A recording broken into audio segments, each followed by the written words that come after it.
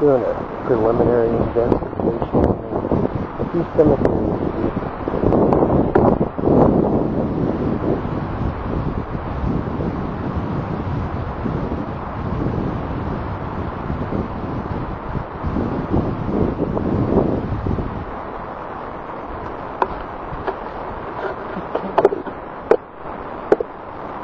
So after 2 in the morning, we seem to be getting some personal experiences.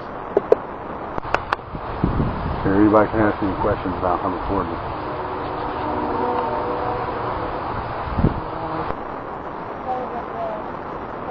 They don't like you at all.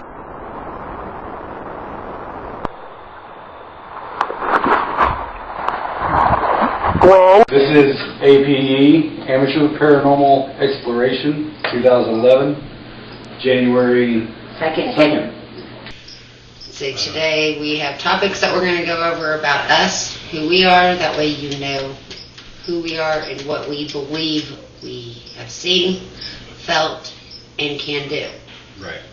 And we'll also be talking about our first investigation. My introduction to paranormal, I would have to say when my dad actually kind of introduced me to it.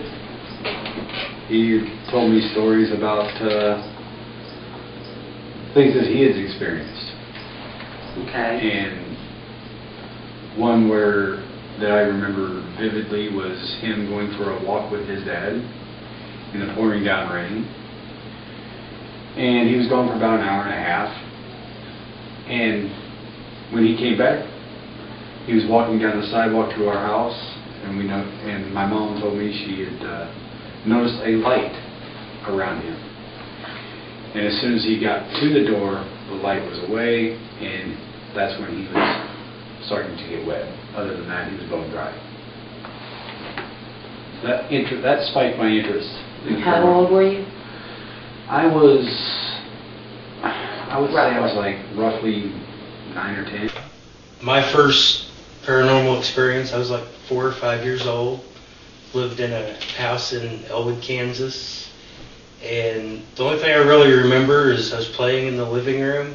My bedroom was just off of the living room. We had bunk beds, and about the height of where my bed was, when I looked to the bedroom, there was a green face looking back at me. Well, that would definitely... I'd have to say mine was the first time I seen a female figure following me, and come to find out it was my grandmother, because I described her to my mother, and she told me who she was, because I had never seen her. That's what I was wondering. You know, I had never seen her, so I would not have known who she was, and that was about 5 or 6. My first experience, I guess, I was probably about, I don't know, in between 6 and 8. Little figure, you know, about Kane's height, big head, big ears. Kane is. Kane's a little bit short, dude. You'll see a picture of him later. Guaranteed. But he was little. Big ears, big face, little bitty body. He just smiled a lot. And he was up higher than what I was. It's like I was walking through my house on 11th Street. He was in the kitchen and like looking through the kitchen door at me, taller than what anybody else would be. Mm-hmm. So it'd be like it would be possibly sitting on top of a refrigerator looking down the hallway. Right. I just figured it was overactive imagination of a child. But he was kind of cool. I seen him quite a bit. Ever since then, I have noticed a lot of things. You know, I've been more susceptible, open to things. And like another experience that I had, this was when I was like 16, 17. I lived at my grandmother's house. And my bedroom was in the basement of the house. And almost every night, I could hear stuff moving, like furniture moving across a hardwood floor. The thing was, the upstairs above me, it was all carpeting. I was going to say, because noises in a house, everybody hears. Yes. I mean, look at our house. But when you say it had carpet. Right, It's a it little kind of different. muffles some noises. Yes. It's supposed to anyway. Well, furniture You don't moving hear on, the scratching of the furniture moving. you can definitely distinct a dresser or something moving across a hardwood floor. See nothing there. But I would get eerie feelings.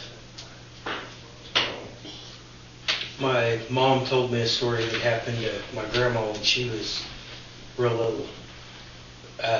Her and her mom and dad were, I don't know, they were going somewhere or something, and they spent the night at this house, and all three of them were in the same bed.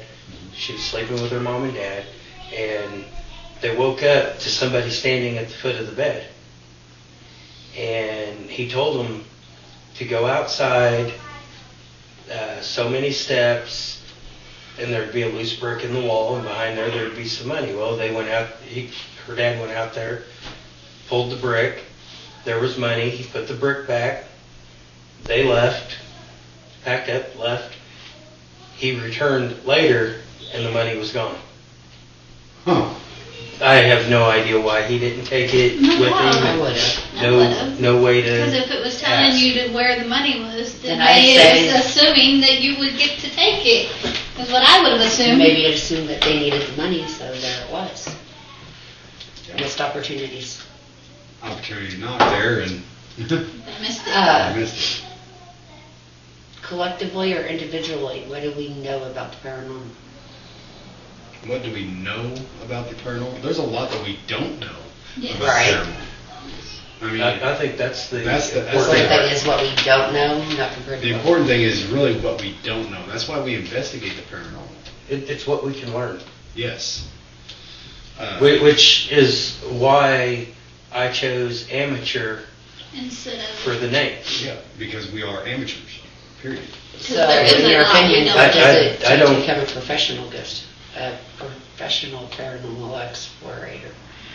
If you chose the word amateur for a reason, and it's so that you can learn more, what, in your opinion, would it take to become An a expert. professional or an expert?